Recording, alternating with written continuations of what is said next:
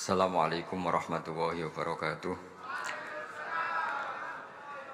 Alhamdulillahirabbil alamin wassalatu wassalamu ala asyrofil mursalin sayyidina Maulana Muhammadin wa ala alihi wa sahbihi asma'in nama ba'du. Ingkang sangat kula hormati Kiai Haji Dr. Insinyur Salahuddin sedanten keluarga Mbah Hasyim, sedanten dzurriyyah. Iki wonten putri, wonten bulik-bulik, wonten Gus Umar, wonten Bu Lili, wonten sedanten semua alumni, semua santri-santri yang kami cintai.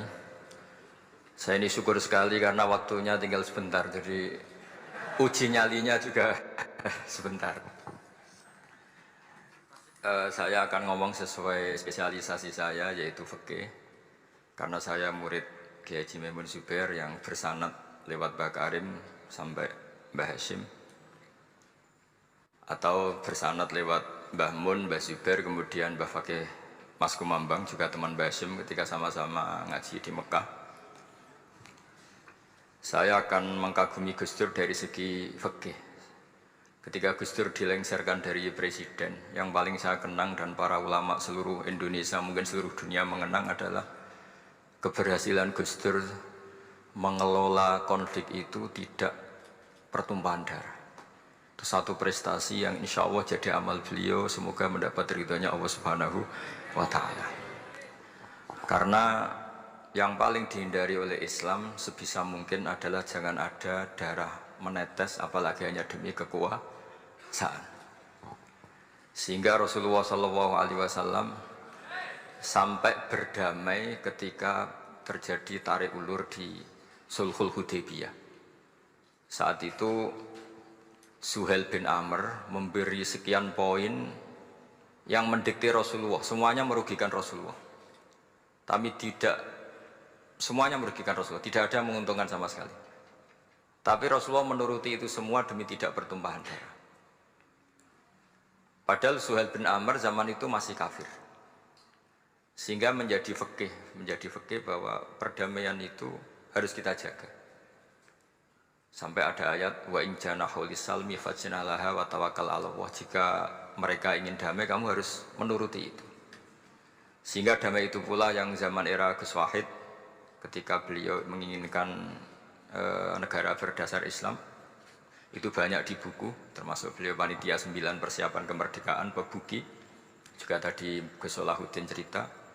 Beliau akhirnya kompromi juga dengan negara yang berbentuk Pancasila. Kemudian itu disosialisasikan era Muktamar Situbondo, yaitu Kiai Haji Ahmad Siddiq, didukung oleh Gus Dur karena zaman itu beliau kalah sepuh sama Kiai Haji Ahmad Siddiq.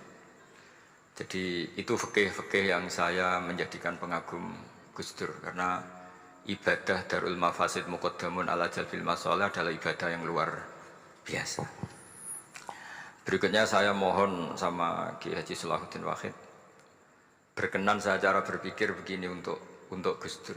Jadi saya ini dari keluarga Kiai, saya juga senasab dengan keluarga Mbah Hasyim karena sama-sama turunan Mbah Sambu Lasem.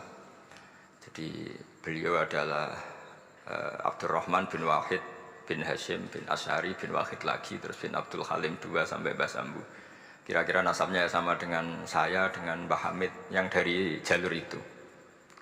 Saya mau bercerita begini, watak seorang cucu itu biasanya mengalir dari pikiran besar mbah-mbahnya atau leluhurnya. Karena setiap mbah-mbahnya pasti berdoa dzurriyyatan thayyibah, yaitu anak cucu yang baik.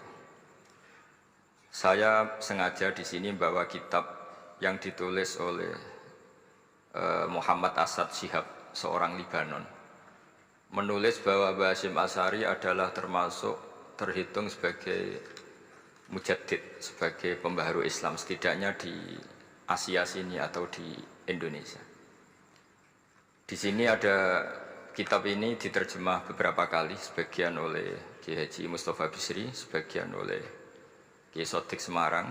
Saya punya edisi asli, edisi Arabnya, karena saya dari awal ingin ngaji sama santri-santri Tebu Ireng. Karena buyut-buyut saya itu termasuk gurunya Mbah Soleh Darat. Jadi buyut saya yang di Kudus, Pondok Damaran itu dulu Mbah Soleh Darat pernah ngaji di situ. Dan Mbah Hasyim kecil pernah ngaji sama Mbah Soleh Darat. Dan tentu biasa itu dalam ilmu sanad. Guru-guru saya indukannya di Mbah Hasyim juga pernah ngaji beberapa ulama di Pantura. Dan saya pastikan di antara perilaku atau manhaj Mbah Hasyim adalah, ini saya baca guru-guru beliau, kemudian ada perilaku yang persis ditiru Gus Dur. Jadi itu bukan sekedar bukan sekedar mitos atau kebetulan, beliau punya pilihan-pilihan yang dipilih sampai akhir hayatnya. Di sini ada cerita proses Mbah Hasyim ngaji, kemudian pernah ada seorang Jerman mau belajar Islam sama Mbah Hasyim, kemudian ditemui beliau dengan sangat hangat. Ketika sudah mengenal Islam secara detail, ya saya ulang lagi, ketika sudah mengenal Islam secara detail, beliau ngendikan, kamu jangan tergesa-gesa, kata beliau, kamu harus menerima Islam ini secara al-bayyinah, secara argumentatif, secara logika yang benar, jangan karena terpaksa. Itu pula yang akhirnya Mbah Hasyim mendorong khurriyatul fikri, orang itu harus merdeka dalam berpikir. Itu pula yang mengilhami Rasulullah SAW ketika Sulhul Hudaybiyah. Orang kafir yang masuk Islam harus dikembalikan ke habitat kafir, karena itu habitat asli, karena rata-rata dulu suku Mekah zaman itu kafir semua. Tapi yang orang Islam masuk kafir harus dibiarkan karena dianggap kembali ke habitat. Tentu semua perjanjian itu merugikan Rasulullah SAW. Tapi yang unik, Rasulullah itu menerima itu semua.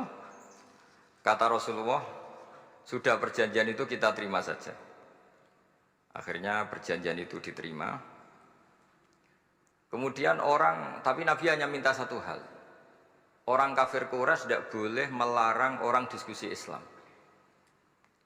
Akhirnya mereka diskusi tentang Tuhan, tentang agama, tentang macam-macam. Sehingga mereka akhirnya membandingkan, enaknya punya Tuhan batu sama Tuhan yang disebut Muhammad. Tentu mereka masih jangkar pakai nama Muhammad. Mereka diskusi. Kalau kita punya Tuhan berhala, efeknya begini-begini. Kalau Tuhan kita banyak, efeknya gini-gini. Diskusi. Yatafawaduna fil hadis. Mereka diskusi secara terbuka. Terus fama ahadun ya'kilu syai'an illa dakhala fihi. Kemudian seseorang yang berpikir secara benar, yang mengenali Islam, pasti akan masuk Islam. Sehingga karena mereka diskusi bebas tanpa tekanan, akhirnya mereka memilih Islam. Dan selama mereka Islam, mereka akhirnya ikrar Islam sama ikrar ya cara sekarang ikrar, kemudian menjadi Muslim. Dan otomatis perjanjian itu dibatalkan. Makanya kata Imam Zuhri, guru Imam Malik, maka nafathun a'zuma fil Islam min sulhul Hudaybiyah.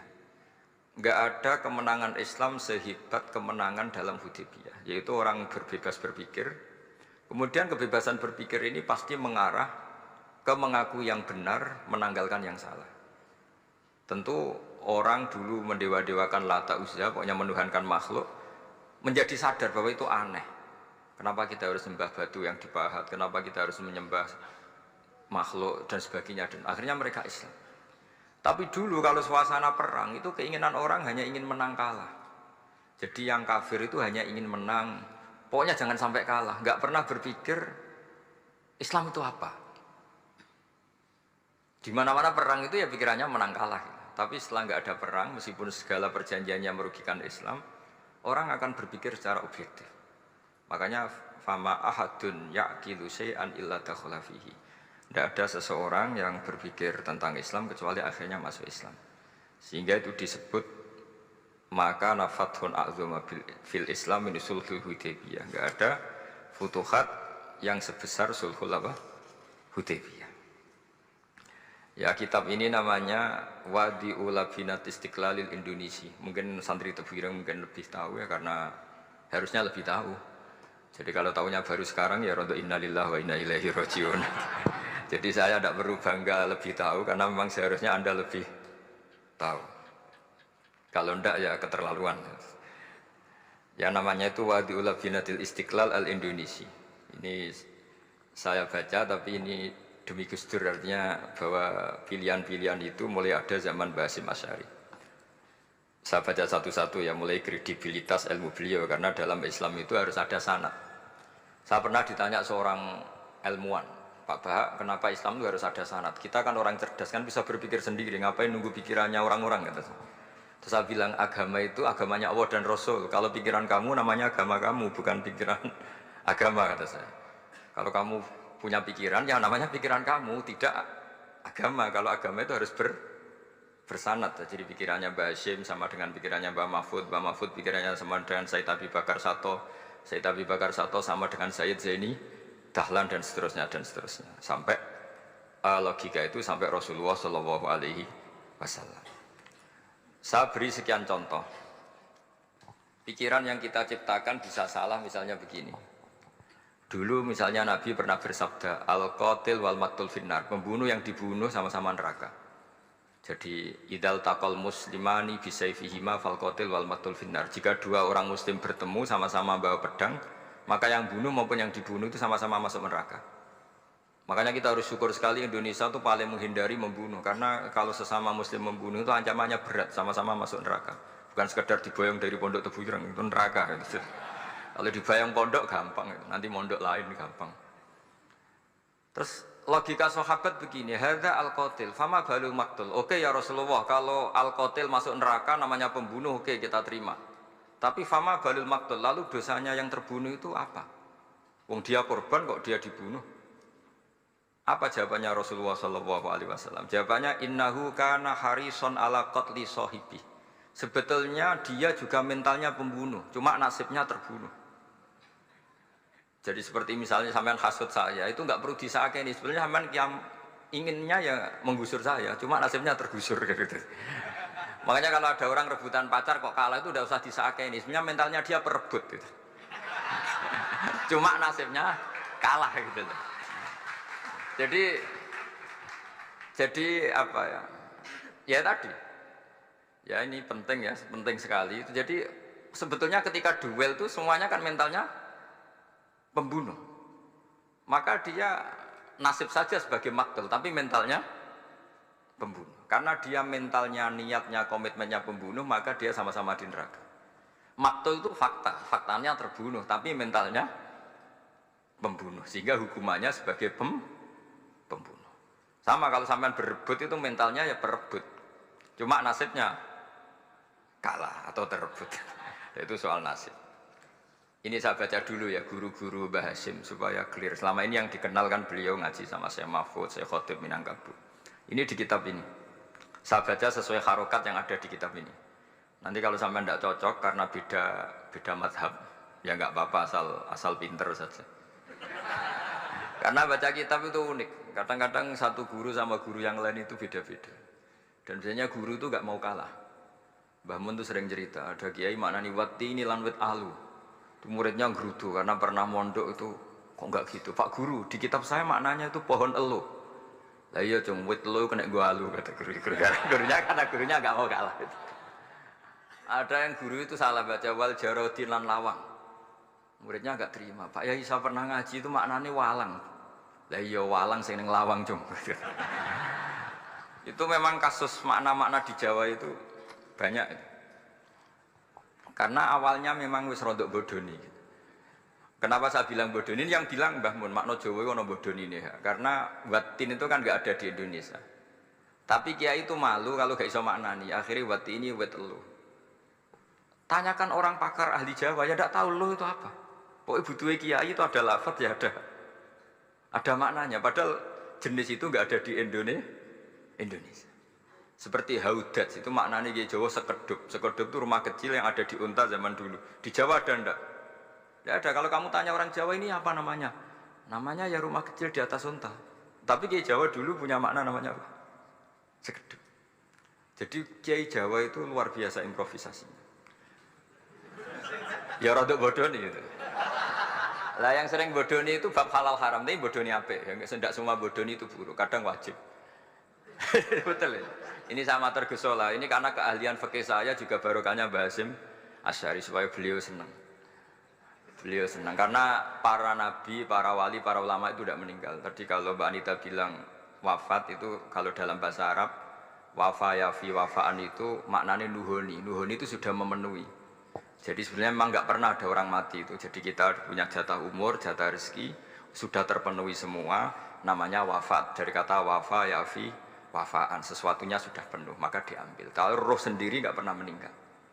Ya roh sendiri kalau Mbak Anita bilang kita memperingati kehidupan Gus Dur ya memang hidup karena tadi nggak ada siapapun bilang orang itu mati. Orang mati itu adalah jasad, rohnya diambil dari jasad. Lah roh sendiri ini nggak pernah berstatus mati karena makanya orang Jawa semua sepakat. Wong mati itu piye? Sing nyawane dijabut, jasadnya mati, nyawanya diambil. Kemudian nyawa ini yang mengalami dapat nikmat maupun dapat azab. Sehingga keyakinan ahli sunnah wal jamaah ini perlu didoakan karena menghadapi Allah butuh topangan doa dan doa itu nggak pernah salah karena otoritas doa itu milik Allah Subhanahu wa Ta'ala. Tidak bisa kamu nyemprit Allah ini sudah akhirat loh, amal nggak ada gunanya loh, tidak bisa. Allah tetap zat yang bisa mengabulkan doa siapa saja. Sehingga ahli sunnah berpendapat doa itu yanfa'ul mayyit, doa itu manfaat untuk mayit. Sehingga Basim Asy'ari ngarang secara spesifik risalah an ahli sunnah wal jamaah. Di antara yang paling pokok adalah doa yanfa'ul mayit, bahwa doa itu manfaat pada mayit. Ini saya hitung ya guru-gurunya Mbah Hasyim. Darus Salhat Muhammad Hasyim Asy'ari ini karangannya Asad Syihab, orang Libanon. Buku ini selesai tahun 72. Beliau lama sekali ikut ngaji di sini sama Mbah Hasyim. Tapi sebagai peneliti, beliau ke sini sudah alim. Ndak terus masih ngapalkan alif bata itu ndak, itu masih sudah alim. Darus Salhat Muhammad Hasyim Asy'ari fil Haramil Makki Syarif fi Makkah Al-Mukarramah alaihi ulama. Seterusnya beliau hitung ya. Amsalus Syekh Ahmad Amin Al-Attar wa Sayyid Sultan bin Hasyim wa Sayyid Ahmad Zawawi. Ya dihitung ya sudah berapa itu. Tapi beliau ke sana sudah alim loh. Jangan sampean kira kalau sampean ke sana itu jadi TKI repot nanti. Itu kata Mbah Mun kalau ada orang mau mondok Mekah. Tapi apa mondok Mekah? Wis alim dereng. Kersane pinter bahasa Arab, Pak. Bakul es nang Arab pinter bahasa Arab kata Mbah. Jadi kalau beliau kalau sama orang belum alim mondok di Mekah itu agak duka beliau. Ya, Syekh Ahmad Amin Al-Attar, wa Sayyid Sultan bin Hasyim, wa Sayyid Ahmad Zawawi, wa Syekh Ibrahim Arab, wa Sayyid Ahmad bin Hasan Al-Attar, wa Syekh Said Al-Yamani. Ini yang gurunya Mbah Zubair juga, guru-gurunya keluarga sarang, wa Sayyid Husain Al-Habsyi. Ini mbah-mbahnya keluarga Habib Anis Solo. Jadi ya pokoknya keluarga besar Solo karena kita tahu Habib Anis itu bin Alwi bin Ali yang punya simtut Duror bin Muhammad bin Husain. Alladzi tawalla mansibal iftah hatta wafatul maniyah wa Sayyid Bakar Sato. Ini yang ngarang Anatul Thalibin. Wa Syekh Rahmatullah wa Sayyid Alawi bin Ahmad As-Segaf. Ini yang ngarang Tarsihul Mustafidin. Kita tahu sarah i'anah paling terkenal adalah dua I'anatul Thalibin dan Tarsihul Mustafidin. Itu dikarang oleh Alawi bin Ahmad As-Segaf. Terus wa Sayyid Abbas Al-Maliki. Itu banyak Sayyid Muhammad. Karena kita tahu Sayyid Muhammad adalah Muhammad bin Alawi bin Abbas ya, Muhammad bin Alawi bin Abbas. Itu juga gurunya Mbah Hasyim, wa Sayyid Abdul Az-Zawawi, wa Syekh Saleh Bafadl, wa Syekh Sultan Hasyim Daghestani. Jadi selain guru-guru di Indonesia termasuk Mbah Mahfud Termas, Syekh Khotib Al-Minangkabu, beliau punya guru-guru itu yang saya sebut. Lalu barokahnya guru-guru itu ya, barokahnya guru-guru itu Mbah Hasyim berpikir seperti itu, dan berpikir seperti itu yang mengilhami Gus Wahid, kemudian Gus Wahid mengilhami Gus Dur. Kenapa saya cerita ini? Supaya kamu tahu bahwa pikiran-pikiran besar Gus Dur itu ada sanadnya. Jangan sampai kamu berpikir Gus Dur cerdas, muka kan delok film lah, terus gue delok film kan ya repot gitu. Jadi makanya ini, karena banyak juga yang cerita Gus Dur sebagai budayawannya, sebagai demokratnya, sebagai pluralisnya. Yang cerita itu kan sudah ada, masa saya disuruh ceritain lagi? Jadi kalau sampean saya cerita itu lagi kan coro Jawa tahsilul hasil. Jadi ini itu tidak bidang saya. Bidang saya akan melihat Gus Dur sebagai cucu Mbah Hasyim siapa? Asy'ari. Ini saya baca ya. Ini bahasa Jerman tapi sudah diagak-agak Arabkan. Ma'al Muhandis Karel von Schmidt. Ini Mbah Hasyim. Jangan kira yang pernah berkawan ya, bersosialisasi dengan non muslim itu mulai Gus Dur, mulai Mbah Hasyim. Ini di halaman 108 kitab tadi Wadi'ul Labinati Istiqlal Al-Indonesia. Kitab ini boleh sampean gasap kok. Nanti setelah ini tak bawa pulang atau sampean gasap nggak apa-apa. Ini santri-santri tafsireng nggak apa-apa. Siap ya? Ya nanti bisa dibajak. Lakot kan seterusnya hakon ziaratil alam Muhammad Hasyim makana dalika fi yaumini 7 Juli tahun 1936. Fi maqorihi Tebu Ireng. Haitsu taqaltu indahu bil muhandis Karel von Smith. Wa kanatil fursa saikhal tahadus ma'ahu tawilan. Terus setelah itu ini ceritanya mu'allif menangi Basim diskusi sama orang orientalis. Ini kata mu'allif, wahadil uqdatu takunu aqidatan wa hiya uqdatul mustasyrikin fa kullu shay'in ya'ti minal ghurbiyin wal irobiyyin wa Eropa ya'tabirunahu dasisah. Jadi zaman itu Basim itu sering punya tamu dari Eropa, dari barat, dari macam-macam. Sumastatrodal muhandis terus sampai nah ini cerita saja betapa Basim itu perkawanannya luas sekali. Terus ini cerita akhirnya orang ini sampai masuk Islam. Ketika masuk Islam di antara pesannya Mbah Hasyim, saya ulang lagi, di antara pesannya siapa? Mbah Hasyim itu beliau bilang kamu harus dipikir-pikir lagi katanya. Itu kan satu kearifan Mbah Hasyim ini saya baca karena saya takut ditegur ini. Saya juga nunggu surat kok tidak datang-datang ini kok supaya cepat selesai. Ini bebas kalau ada surat malah kebenaran ini karena sudah mulai nyari-nyari. Ya jadi saya mohon nanti kitab ini bisa dikaji di sini. Nanti saya tinggal di sini ada cerita-cerita sampai beliau berteman orang Eropa, terus beliau macam-macam sampai terus saya teruskan. Summa arsalatku syirka ila Indonesia amil 1929 watana qala fi kasir minal mudun wa makata akhiran fi madinati Surabaya bi Jawa Syarqiyah wa min huna bada'atil hidayah wa taufiq taqudanihi ilal khairi. Hadas lautil hadis bil amil alladhi yakti fatratas tirah. Jadi orientalis tadi ketika berteman Mbah Hasyim lama-lama tertarik oleh Islam. Ketika mulai tertarik dengan Islam wa sya'ara bil istiqra aruhi wal amni tam wa kaifa ya'budu rabbahu ibadatan haqiqiyah. Terus mulai tertarik dengan Islam, terus konsultasi sama Mbah Hasyim. Jadi tertariknya barokahnya Mbah Hasyim.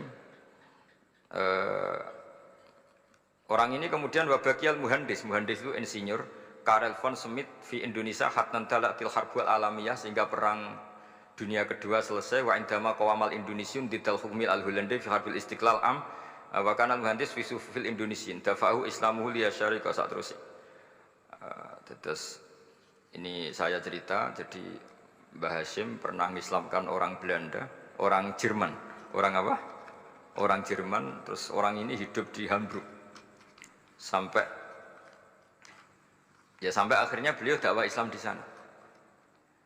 Jadi ini ini penting ya supaya sampean tahu bahwa Tebu Ireng mulai dulu adalah komunitas internasional. Ya, Tebu Ireng mulai dulu adalah komunitas internasional. Jadi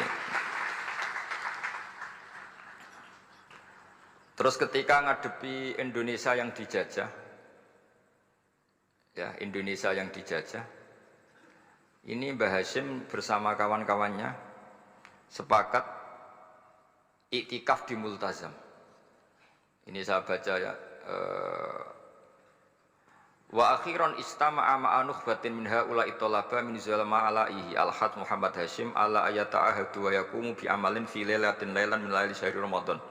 Al-mu'azzam istama'a haula'i talaba waladina yantamuna ila iddati qawamiyatin. Qawamiyah itu kalau bahasa sekarang perlawanan min Afrika wa buldani janubi Asia, Asia Tenggara wa Asia al-Wusta, Asia Tengah wal buldan al-Arabiyah wa kana al-had Muhammad Hasyim asyari ahadahu wa waqafu jami'an amamal multazam bil Ka'batil musyarrafah wa ahadu wa aqsamul yamin ala yakum bil jihad fisabilillah li ilahi kalimatil Islam wa tauhidil muslimin bin nasril ilmi wa tau'iyah wa tafaqquh fiddin talaban lil mardatillahi ta'ala la yarjuna min wara'i dzalika malan wala mansiban li anfusihim. Jadi sebelum beliau pulang ke Indonesia, itu komunitas Asia Tengah, Asia Dekat, Asia Jauh, semuanya dijajah karena Mesir dijajah Prancis, yang Burma dijajah ini, yang Indonesia dijajah ini, semuanya berdoa di Multazam. Intinya Mbah Hashim itu patriotik betul, patriotik betul. Tapi ya religius betul, beliau berdoa di Multazam, beliau menyanggupi siap jihad melawan penjajah, tapi saat itu juga berikrar kalau semua itu tidak untuk nyari pangkat. Makanya saya yakin Gus Dur adalah orang saat jabat presiden karena supaya Indonesia tidak chaos. Buktinya apa? Ketika beliau dilengsarkan ya santai saja. Wong ngajine wa mal hayatud dunya illa mataul ghurur. Jadi ya santai saja itu. Ndak jadi masalah. Terus kitab ini menerangkan, ini saya baca ya. Li khidmatid duwal alladziina laha musta'maratun. Musta'marat itu dijajah mislu Holanda wa Inggris wa Rusia wa Pernisia wa fi hadzal amri bidzat ara ana 'alal muslimin wal mas'ulin khususan. Ini intinya ulama-ulama yang dari timur jauh kemudian sowan ke Mbah Hashim minta fatwa karena negara-negara mereka juga dijajah. Jadi dulu orang dari Jerman, dari mana-mana belajar Islam juga sama Mbah Hashim. Yang negara-negara Asia Timur, Asia Dekat itu juga kalau konsultasi kemerdekaan juga sama siapa? Mbah Hashim. Jadi uniknya kitab ini ditulis oleh orang Libanon. Jadi orang Libanon itu saking penasarannya sama Mbah Hashim Asy'ari itu datang ke sini. Ya datang apa? Datang ke sini untuk belajar sama Mbah Hashim. Dan di antara belajar itu kemudian sampai sini ternyata tamu-tamunya Mbah Hashim dari berbagai negara. Mulai yang konsultasi cara memerdekakan negaranya karena mengalami dijajah sampai cara belajar Islam yang benar, termasuk tadi yang Karel von Schmidt tadi yang masuk Islam karena konsultasi sama Mbah Hashim, padahal dia orang Jerman. Terus di antara kelebihannya Mbah Hashim ini juga ditiru Gus Dur, wal haji Muhammad Hashim la yajidu kharajan ayuna kisau sami' wal mukhatab bal yurahibu bidzalik. Mbah Hashim orang yang enggak tersinggung ketika pendapatnya ditentang atau digugat oleh lawan bicaranya. Beliau santai, tidak terus ya tidak berontak, ya santai aja. Enggak terus angger dibantah, membantah kiai kualat, enggak, itu enggak ada sarannya. Nah ini saya pastikan ya bahwa kehebatan Gus Dur itu kita enggak lepas dari barokahnya siapa? Mbah Hashim. Sekaliber Rasulullah SAW sebagai Sayyidul Khalqi, Sayyidul Anbiya al-Mursalin, beliau yang ngakui ana da'watu Ibrahim wa bisyaratu Isa. Aku hebat ngene iku barokah dungane Nabi siapa? Ibrahim. Maka ini sesuatu yang saya tekuni, jadi enggak salah kalau bicarakan Gus Dur ya harus bicarakan Mbah Hashim. Sama bicarakan Nabi Muhammad SAW juga harus membicarakan Jadduhul A'la yaitu Ibrahim alaihis salam. Jadi ini kitab bisa dipakai atau digasap ya enggak apa-apa. Artinya gini, gasap itu kalau saya ada ridho jadinya gasap, kalau ridho ya jadinya boleh. Dan menjadi gasap kalau nggak dipelajari.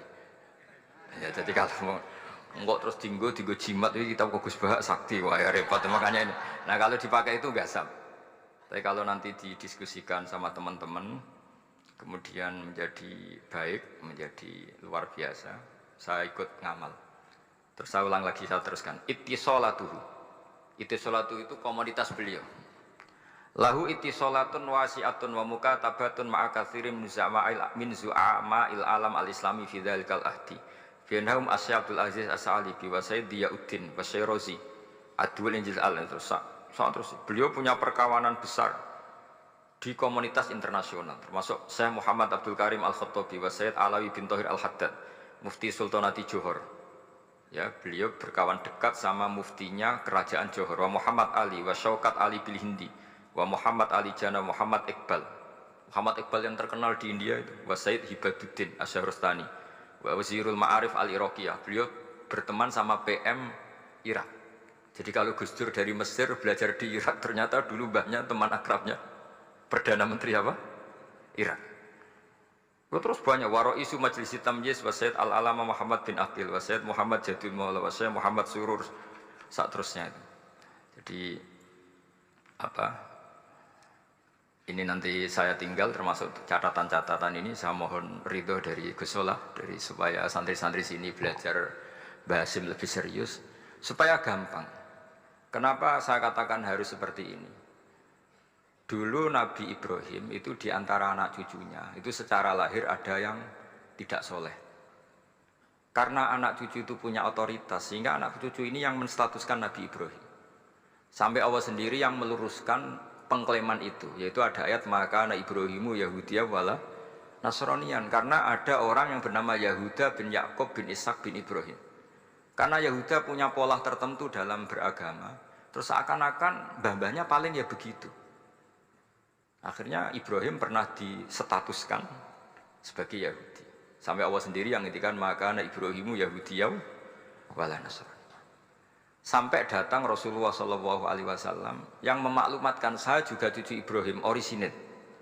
Dan saya pastikan Ibrahim itu bukan Yahudi tapi bapak tauhid. Semenjak itu Ibrahim dipulihkan namanya, bukan Yahudi tapi bapak tauhid. Yaitu diistilahkan Nabi millata abikum Ibrahim, semua tauhid adalah nginduk kepada Nabi siapa?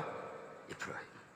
Nah saya ingin santri-santri Tebu Ireng misalnya nanti suatu saat jadi komunitas internasional, jadi orang keren komunitas internasional, itu bukan karena ingin gaya-gayanan terkenal, tapi ingin niru Mbah Hasyim bahwa itu awal dakwah Anda fil alam. Semua alam ini tentu butuh tauhid, butuh kebenaran, bukan gagah-gagahan sebagai orang populer. Terus persahabatan yang luas, misalnya Anda khusyuk terus kuper, ratau kancanan wong habis jadi wali gini terus kuper. Mungkin Anda tidak akan jadi wali karena sanadnya Mbah Hasyim itu perkenalannya luas. Sementara kamu milih kuper, gak pernah berteman orang, tapi sanadnya sampai Mbah Hasyim itu membingungkan sanad itu. Wong Mbah Hasyim tidak gitu kok kamu nyanatkan begitu. Jadi kalau santri Tebu Ireng mulai sampai yang kamar, terus ngobong dupo, terus menterkenalkan diri jadi wali. Nanti tonggo kamu ngira itu produk Mbah Hasyim karena kamu santrinya. Kan dianggap cerminan gurunya sampai Mbah Hasyim. Nah kalau ada yang teman-teman gitu harus dimaklumatkan itu sanad mungkotek bahwa sanad itu tidak benar. Ini kapan ini ditegur? Ini saya sudah mulai menunggu. karena ya repot ini kalau kelamaan ini nanti itu. Terus ini khazanahnya Mbah Hasyim. Khazanah itu ya perpustakaan kalau sekarang. Maktabatuhu. Tu'addu maktabatul khat Muhammad Hasyim Asy'ari min aghnal maktabat lihtiwaiha ala anfasil kutub. Jadi ini kadang harokatnya ya beda dengan bacaan saya, sama nanut bacaan saya saja. Di sini ditulis anfusil kutub. Selalu saya baca anfasil kutub karena maknanya kitab terbaik. Kalau kitab terbaik bacanya bukan anfus tapi apa? Anfas. Ya nanti kamu debat sendirilah sama teman-teman ini bacanya apa. Karena ini kadang harokatan. Kalau kadang harokatan itu repot. Sampai bantah itu kadang sungkan mbek sing aran, orang bantah kadang beda. Lah supaya selamat, iki ora saleh mu'alif, khotote sing goblok biasanya gitu korban. Biasanya gitu kalau untuk menyelamatkan kiai itu, wah ini yang ngetik yang salah. Padahal kadang kiai ini barang ya rodok salah tapi ya sembol. Daripada sultan sama kiai kan mendingan sama pengurus. Ya gitu ya sepakat ya. Jadi ya sudah terus. Ya saya baca. Tu'addu maktabatul khat Muhammad Hasyim Asy'ari min aghnal maktabat lihtiwaiha ala anfasil kutub al-ilmiyah al-islamiyah. Jadi kalau tadi yang diceritakan para kawan-kawan Gus Dur suka baca. Itu Mbah Hasyim itu kitabnya banyak sekali dan semuanya kitab terbaik. Min matbu'atin baik yang dicetak wa makhtutatin baik yang masih tulisan tangan. Athariyatin qadimah baik kitab-kitab yang sudah hampir punah karena saking lamanya.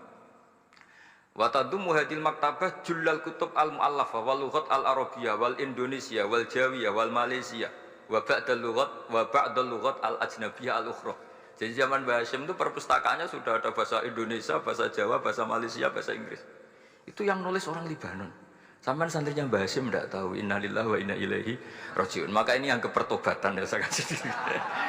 Jadi ini saya biasa guyon, kesalahan ini guyon sama santri, saya tidak midatoni kiai, jadi ini guyon sama santri. Semoga guyonan ini manfaat. Wassalamualaikum warahmatullahi wabarakatuh.